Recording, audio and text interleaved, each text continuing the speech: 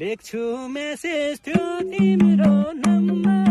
घुम्न जाम्ला सँगसँगै जानमा बटौलीमा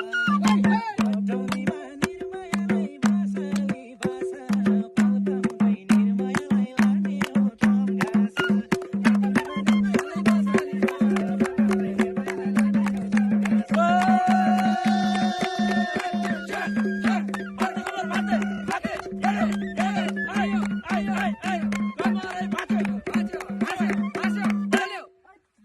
हे लेख्छु मेसेज